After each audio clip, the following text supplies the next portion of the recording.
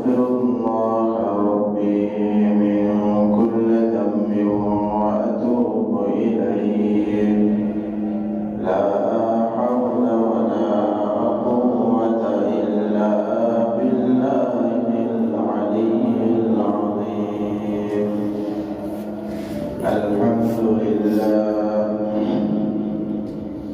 الحمد لله نحمده ونستعينه ونستغفره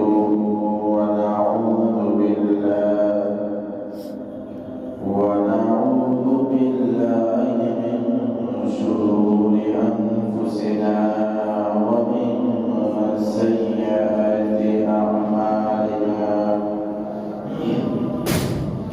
من يهد الله فلا مضل له ومن يضلل فلا هادي له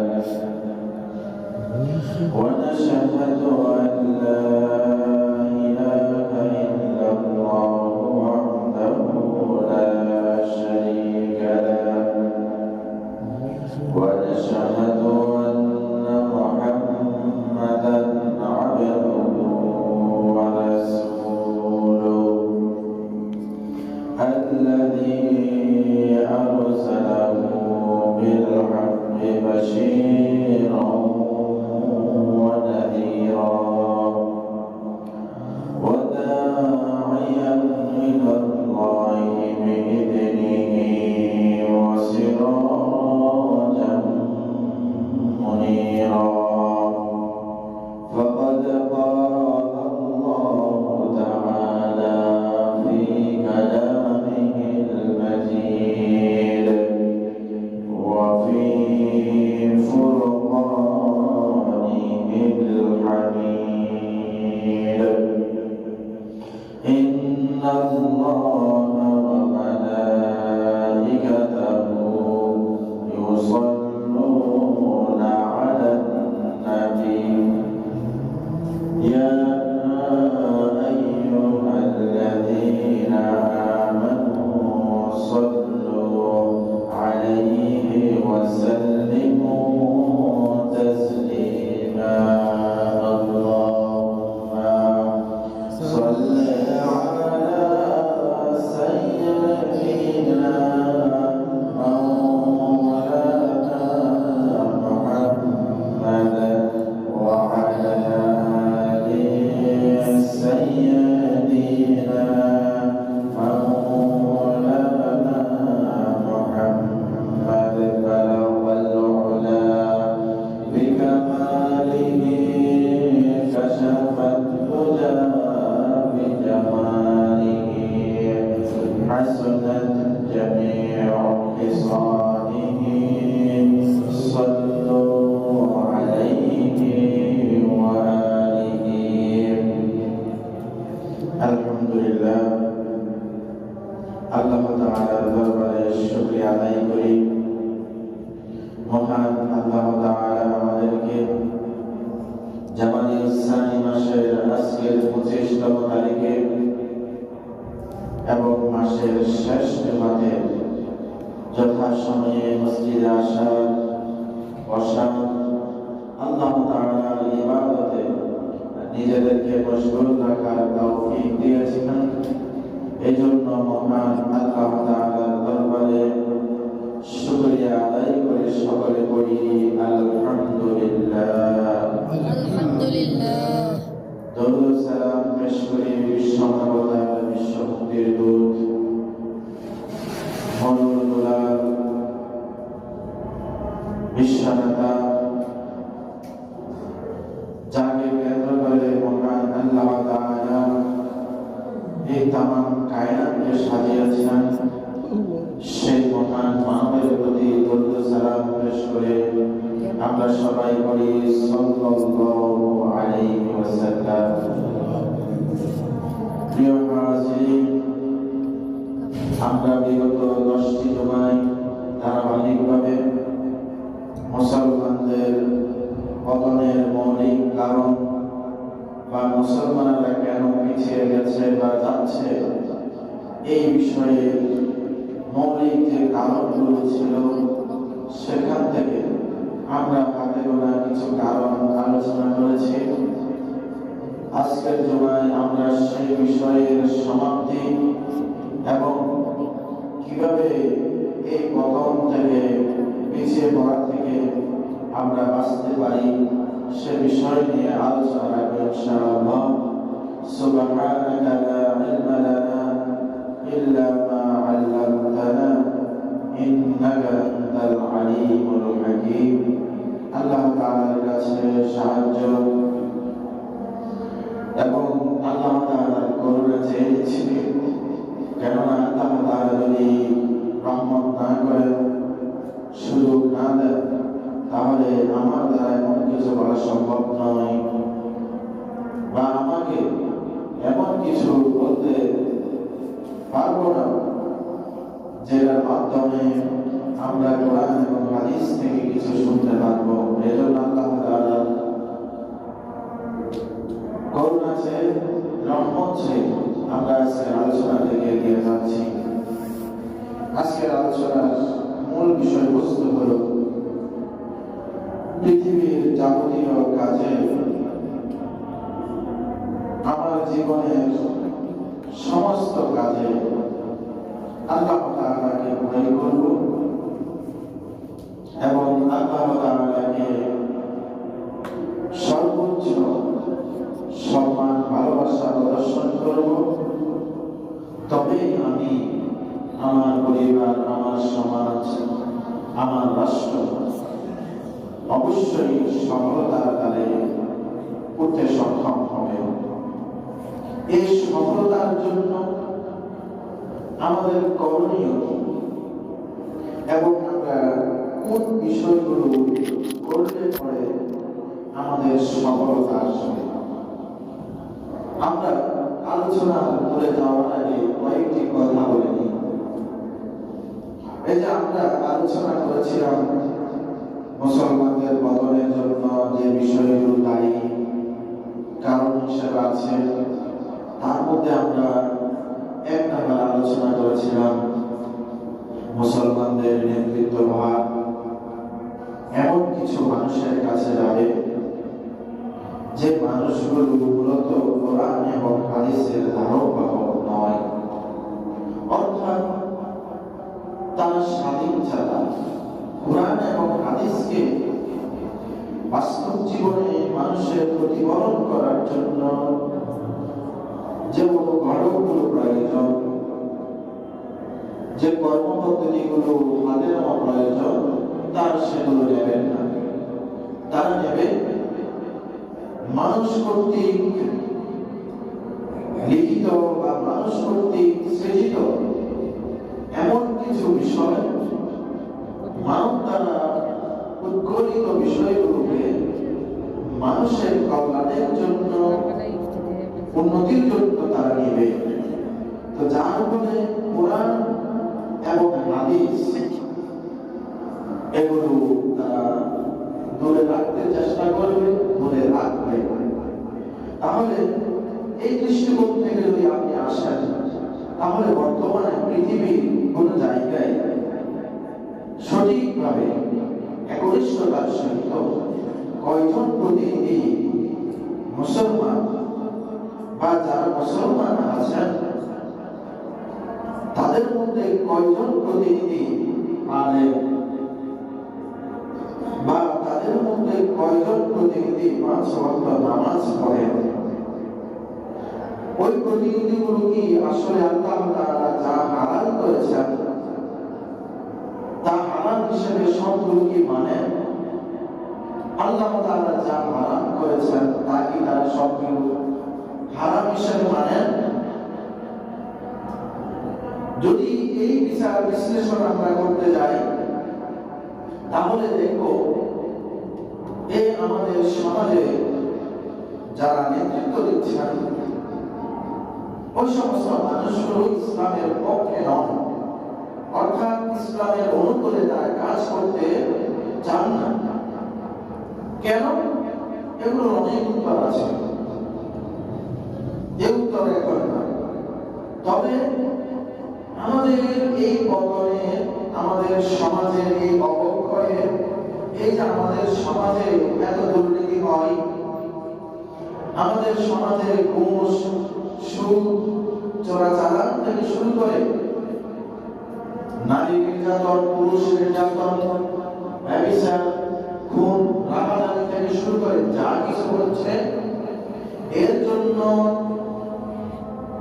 দায়ী হচ্ছে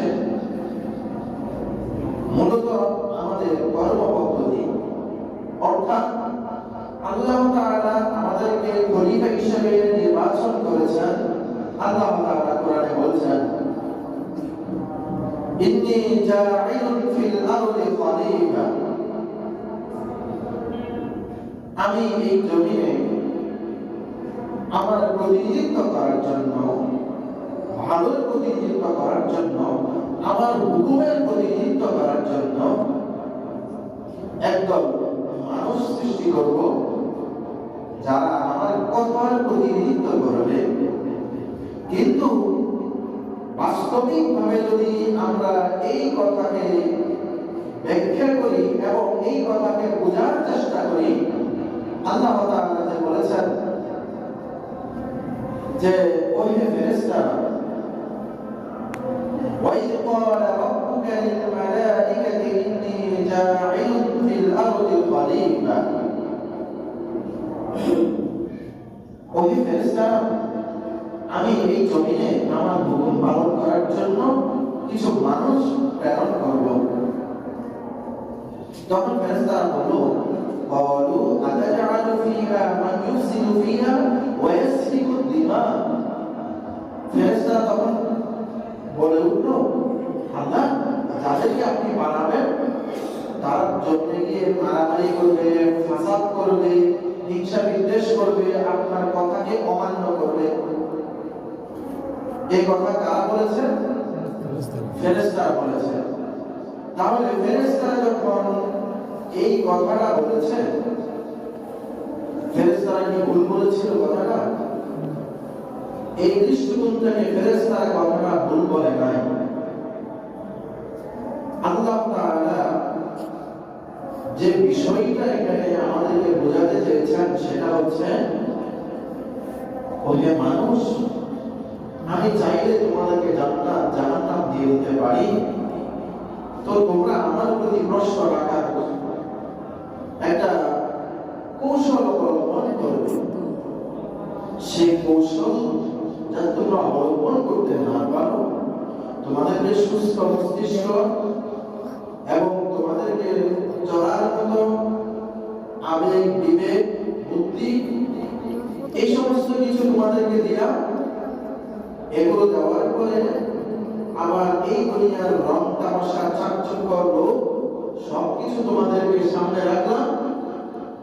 এরপরে এগুলো থেকে যাতে ফিরে আসতে পারো, যুগে যুগে আমি নবী এবং নবীর স্থলাভিষিক্ত আলেম ওলামা যারা কোরআন হাদিসের ধারক বাহক, তাদেরকে তোমাদেরকে শুধরানোর জন্য দিয়ে দিলাম। কিন্তু আমরা সেই কথাগুলো শুনিনি, শোনার চেষ্টা করি। তখন কি হয়েছে? আমরা দুনিয়াকে পাওয়ার জন্য সর্বপ্রথম আমরা এমন কিছু সুবিধাভোগী, সুযোগ অনুসন্ধানী মানুষকে নেতা হিসাবে বানালাম, যারা নেতৃত্বে কোরআন এবং হাদিসের বাণীগুলোকে পদবর্ধন করলো, কোরআন এবং হাদিসের বাণীগুলোকে তার যত্নতা বাণী সমাজে প্রয়োগ করেনি। ফলে কি হয়েছে? সমাজে বিশৃঙ্খলা হয়েছে, সমাজে অসুন্দর ব্যবহার হয়েছে, অশালীন কাজ হয়েছে। অথচ কোরআন এবং হাদিসের দৃষ্টিকোণ থেকে এগুলোর প্রতিকার রয়েছে, ওনারা এগুলো করেন নাই। সমাজ প্রতিনিধি বা নেতা যিনি হন, তিনি যখন এই বিষয়গুলো কোরআন এবং হাদিসের দৃষ্টিকোণ থেকে বাস্তবিক কথাগুলো যখন মানুষকে বোঝাবেন না বা বিচার করবেন না, তখন সমাজের মধ্যে অন্য অন্যায় বেড়ে যেতে থাকে। অন্যান্য অন্যায়গুলো যখন এভাবে বৃদ্ধি হয়, সমাজে আস্তে আস্তে বিশৃঙ্খলা হয়। তাহলে দেখেন, মুসলমানদের পতনের জন্য প্রথম কারণ আমরা যেটা আলোচনা করেছিলাম সেটা ছিল নেতৃত্ব। আর এমন মানুষ মানুষকে দেওয়া যারা কোরআন এবং হাদিসকে বুঝেন না। যারা কোরআন এবং হাদিসকে বুঝেন তাদেরকে যদি নেতৃত্ব দেওয়া হয়, তাহলে তারা কোরআন এবং হাদিসের দৃষ্টিকোণ থেকে কথা বলবেন, ভুলগুলো শুধরানোর চেষ্টা করবেন। ওই ভুলগুলো শুধরানোর চেষ্টা করতে গিয়ে উনিও আল্লাহর রহমত প্রাপ্ত হবেন, আমরাও আল্লাহর রহমত প্রাপ্ত হব।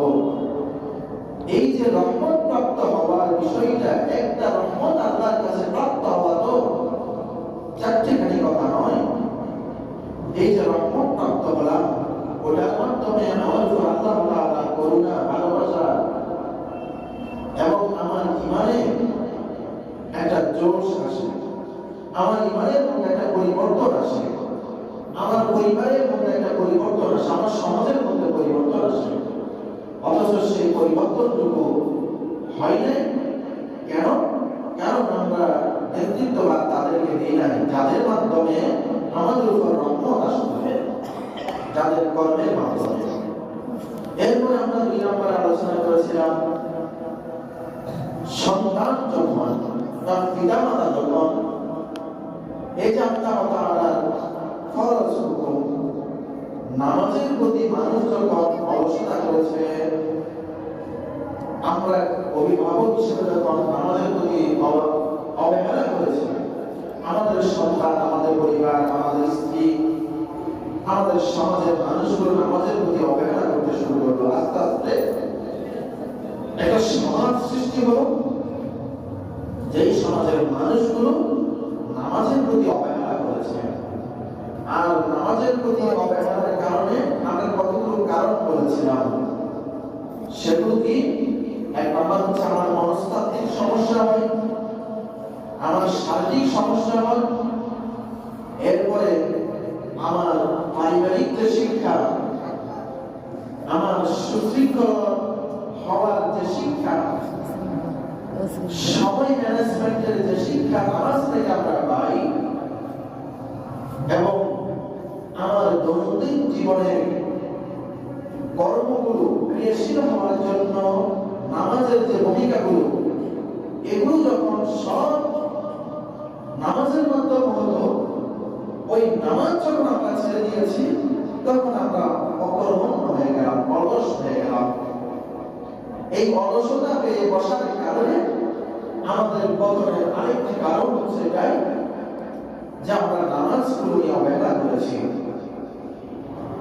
তারপরে 3 নম্বরে আমরা আলোচনা করেছিলাম, যখন পিতামাতা তার সন্তানের প্রতি আদেশ এবং নিষেধের, এবং সন্তান পিতামাতার বাধ্য হওয়াটাকে এক প্রকার কষ্ট মনে করে, চাপ মনে করে, স্বাধীনতার বিপরীত মনে করে, এই চিন্তা চেতনা যখন আমাদের সমাজের সন্তানগুলোর মাঝে ঢুকলো, তখন এই চিন্তা চেতনার অধিকারী মানুষগুলো বাস্তবিক ইসলাম থেকে, ইমান থেকে দূরে সরে যেতে লাগলো, যার ফলে আমাদের সমাজে আমাদের মুসলমানদের পতনের আরেকটি কারণ দেখা দিল।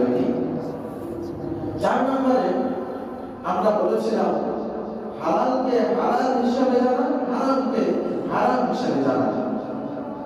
যখন আমরা হালাল এবং হারামে বিষয়গুলো স্পষ্ট জানা সত্ত্বেও দুনিয়াবি দৃষ্টিকোণ থেকে এগুলোকে মানার সুযোগটা হয় নাই আমাদের, বা মানার চেষ্টা করি নাই, তখন কি হয়েছে? আমাদের চোখ বসেছে, আমাদের হৃদয়টা হারামের দিকে, অন্যায়ের দিকে চলে গেছে, যার ফলে আমরা আমাদের অস্তিত্বগুলো হারাতে শুরু করেছিলাম।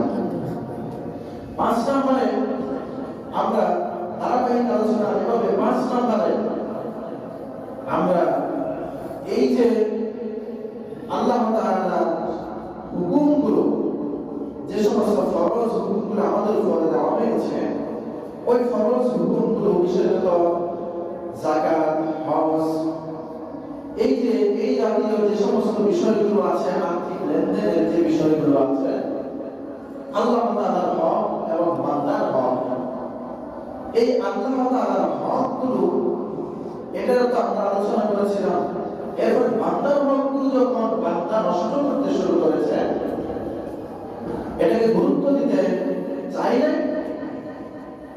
তখন আমাদের এই গুরুত্বহীন হয়ে যাওয়ার কারণে বান্দার হকটুকু আস্তে আস্তে আমাদের মাঝে হৃদ্রতাপূর্ণ সম্পর্কগুলো, ভালোবাসার সম্পর্কগুলো আস্তে আস্তে দূরে সরে যেতে লাগলো। এরপরে আমরা আমাদের মানুষদেরকে নিজেরা আমরা আধুনিকতার যে দাবি করি, আধুনিক হওয়ার যে দাবিগুলো করি, নিজেদেরকে আধুনিক যে চিন্তা চেতনা মনে করি, এই আধুনিক চিন্তা চেতনা মনে করতে গিয়ে আমরা কোরআন এবং হাদিসের এমন বিষয়গুলো ছেড়ে দিয়েছি আধুনিকতার এই মেরুকরণে। অথচ এগুলো করলেও আধুনিকতা থাকতো, ছেড়ে দিলেও আধুনিকতা থাকতো। যেমন আমাদের বিভিন্ন আচার অনুষ্ঠানে আমরা কথা বলেছিলাম, আমাদের বিভিন্ন আচার অনুষ্ঠান ইত্যাদিতে যেগুলো ইসলাম সমর্থন করে না, অপচয়ের বিষয় আছে। ইসলাম যেটা সমর্থন করে না সেটাকে আমরা সমর্থন করি, বৈধতা দিয়ে অভিভাবকরা একটু করলে কোন অসুবিধা কি। এরপরে অপচয়ের বিষয়টা যখন আনা হয়েছে, একটু টাকা খরচ হচ্ছে, আনন্দ ফুটে হচ্ছে, সবাইকে তো একসাথে পাওয়া যায় না। এই যে এই ধরনের আমাদের যে মনমানসিকতা, এই মনমানসিকতা যখন আমাদেরকে বেড়ে বসলো, তখন আমরা ইমানের স্বাদ হারাতে বসেছি। আর ইমানের স্বাদ যখন হারিয়ে ফেলেছি, তখন আমাদের কি হয়েছে? আমাদের দুনিয়াবি লোক লালসাগুলো অন্তরে ঢুকেছে, যার ফলে আমরা আল্লাহ তাআলা থেকে বিমুখ হয়ে গেছি, আমাদের পতন শুরু হয়েছে। এরপরে বলেছিলাম পোশাক পরিচ্ছদের স্বাধীনতা। এরপরে আমরা বলেছিলাম সুন্নাতের আমলগুলো ছেড়ে দেওয়া। তো এই ধরনের আমরা 10টি বিষয় নিয়ে 10টি জুমায় আমরা আলোচনা করেছিলাম। তো এই কাজগুলো যাতে আমরা না করি আর এগুলো থেকে যেন আমরা ফিরে আসতে পারি, এজন্য আল্লাহ তাআলা আমাদের জন্য অবারিত সুযোগ রেখেছেন। সেই সুযোগ কি?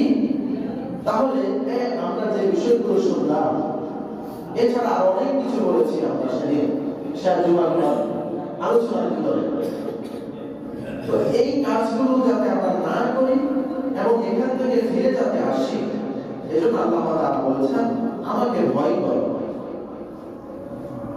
আল্লাহ তাআলা যদি ভয় করো, তাহলে বান্দা তোমার জন্য আল্লাহ তাআলা একটা সুন্দর পথ করে দিবেন। এটা আল্লাহ তাআলা কোরআনুল কারীম সূরা তারাকের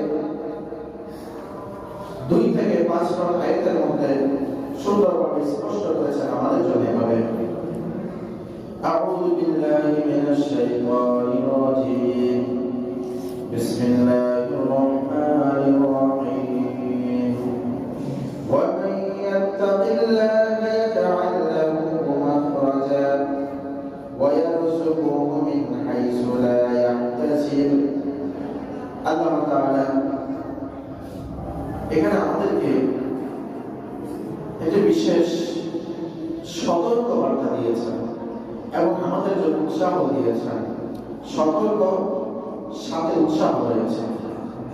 যেমন আমরা একটা জুমায় আলোচনা করেছিলাম যে বান্দা যখন, মানুষ যখন রিজিকের ব্যাপারে, খাদ্যের ব্যাপারে স্বতন্ত্রভাবে একটা জুমায় আলোচনা করেছিলাম, রিজিকের ব্যাপারে মানুষ যখন নিজের রিজিকের মালিক নিজেকে মনে করতে লাগলো, অর্থাৎ আমি রুজি করব, আমি খাবো, ধন সম্পদ সবগুলো আলোচিত করে রাখবো, জমা করে রাখবো, কাউকে খেতে দিব না, মেহমানদারি করবো না।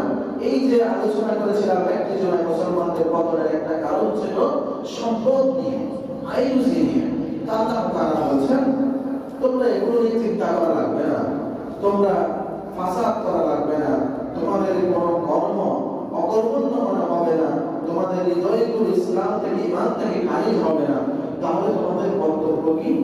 এই পতন থেকে বাঁচার জন্য প্রথম কর্তব্য হচ্ছে তাকওয়া, আল্লাহ তাআলাকে ভয় বলছেন ওয়ামান যে ইয়াত্তাকি ভয় করবে। তো আল্লাহ তাআলা বলেন ওয়ামান ইয়াত্তাকিল্লাহ, কাকে ভয় করবে? যে ভয় করে কাকে? আল্লাহ তাআলাকে।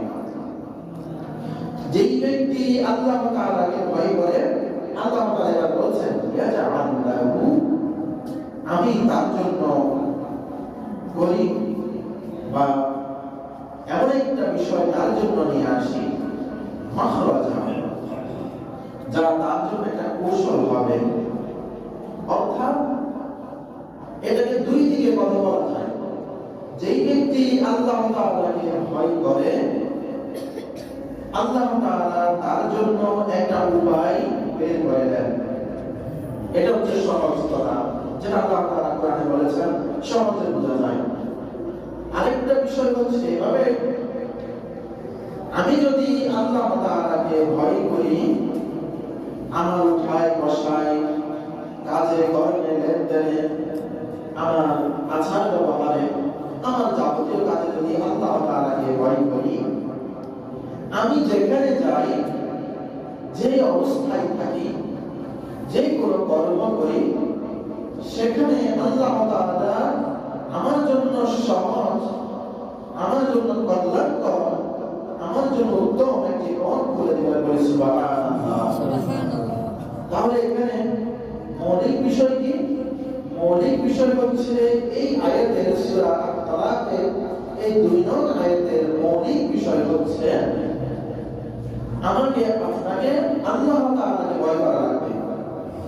যদি আল্লাহ তাআলাকে ভয় করি আর এটা যদি অন্তরে আমি নিতে পারি, সেই অন্তর যদি আমার হয়ে যায়, তাহলে অবশ্যই আল্লাহ তাআলা আমার জন্য একটা পথ খুলে দিবেন।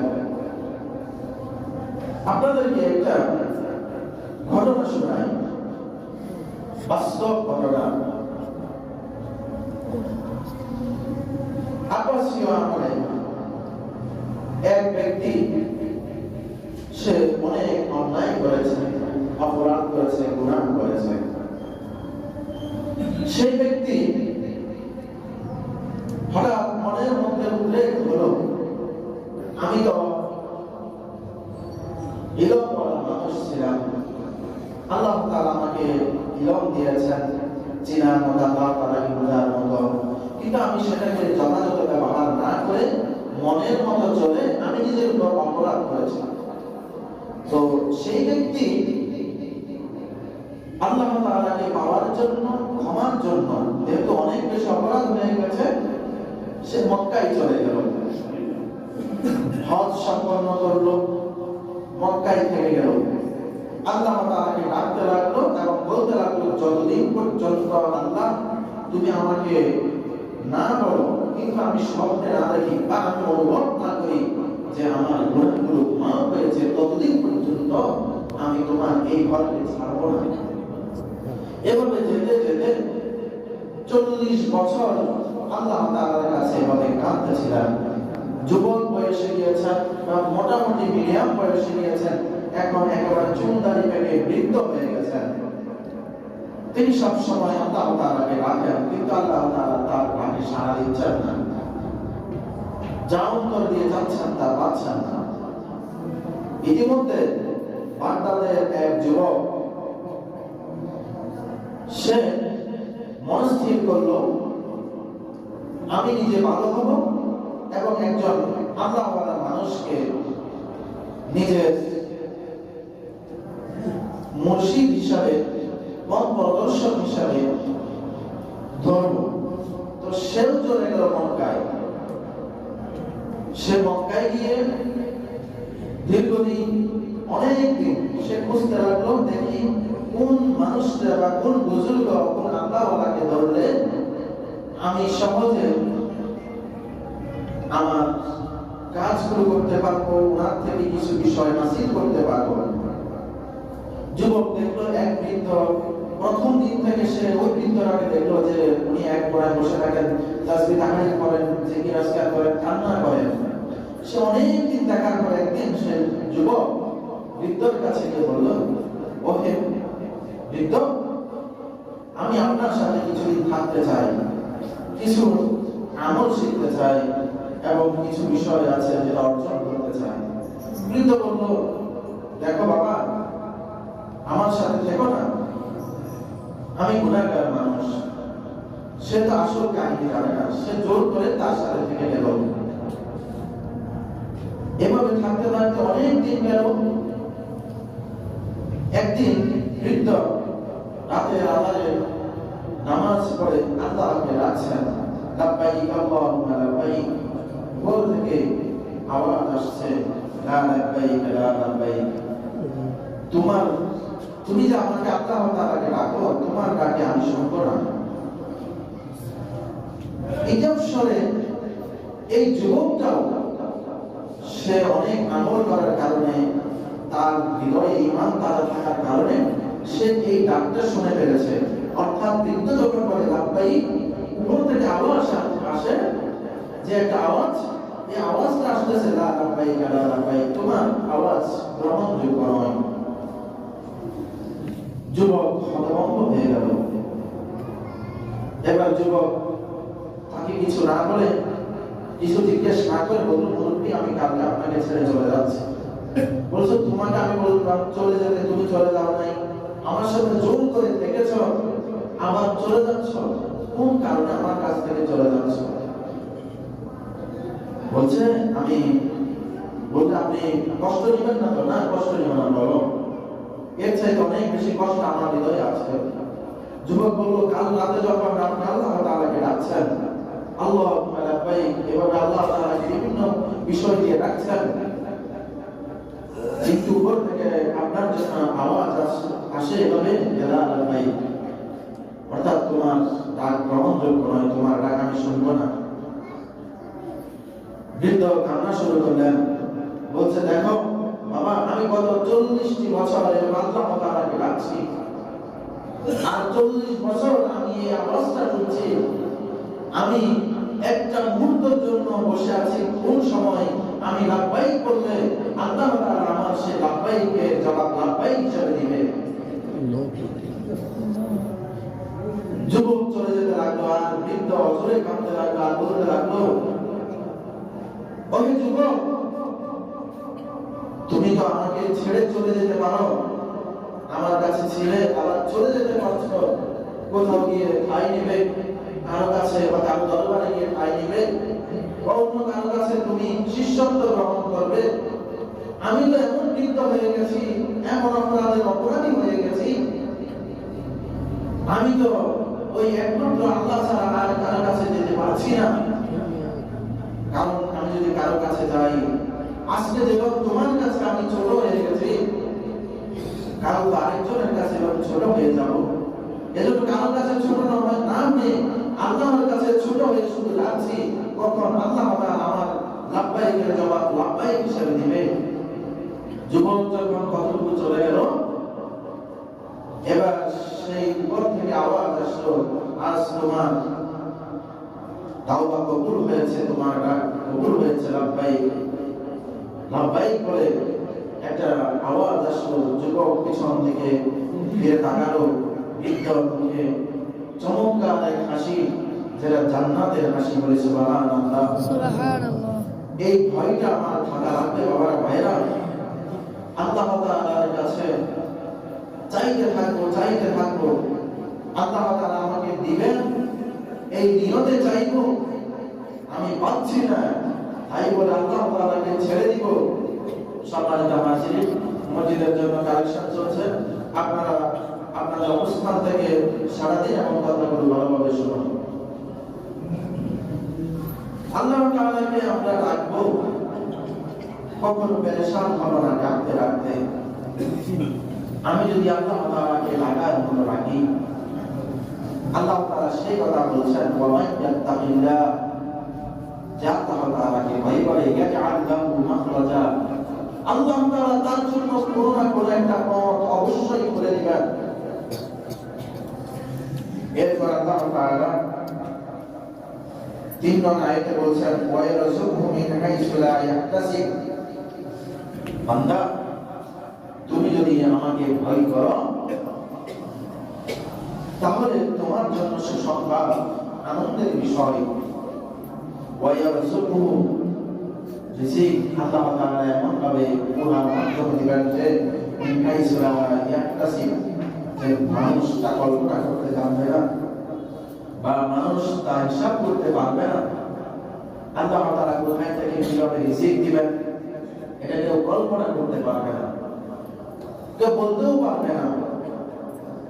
যে রিজিকের জন্য আল্লাহ তাআলা এই পৃথিবীর মানুষকে ফেরেশতার মতো বানাতে পারতেন, না খেয়ে না পড়ে চলার মতো অবস্থানে ফেরেশতার মতো আল্লাহ তাআলা বানাতে পারতেন, কিন্তু আমাদেরকে ক্ষুধা দিয়েছেন, আমাদেরকে ইচ্ছা দিয়েছেন, ইচ্ছা শক্তি দিয়েছেন, আমাদের ভিতরে একটু লোভ দিয়েছেন এবং ক্ষুধার যন্ত্রণা দিয়েছেন, যাতে করে আমাদেরকে আল্লাহ তাআলা পরীক্ষা করতে পারেন। এই পেটের জন্য পৃথিবীতে শুধুমাত্র এই পেটের জন্য সব কিছু করতে হয়। যদি পেটটা না থাকতো ফেরেশতার মতো হতাম, তাহলে আমাদের এগুলো করার প্রয়োজন ছিল না। আমরা আল্লাহ তাআলার ইবাদত বন্দেগী রাখতাম, জায়গা সম্পত্তির কিছুর প্রয়োজন হতো না।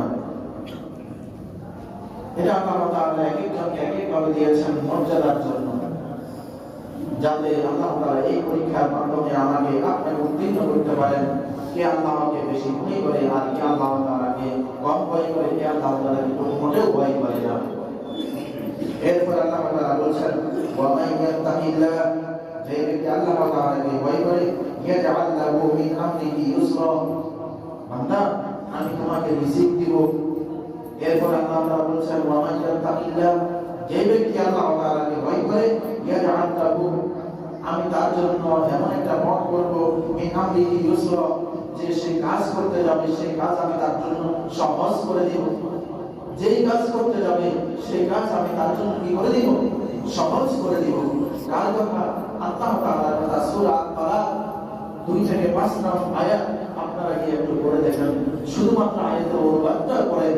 এইটা সরল অনুবাদে একদম আল্লাহ তাআলা সরল কথা বলেছেন, আমাকে যে ভয় করবে, অর্থাৎ যে আল্লাহ তাআলাকে ভয় করে, তার জন্য আমি একটা পদ্ধতি, একটা পরিবেশ সৃষ্টি করে দিব, তাকে তার অজান্তে রিজিকের ব্যবস্থা করে দিব, তার কাজে আমি সহজ করে দিব।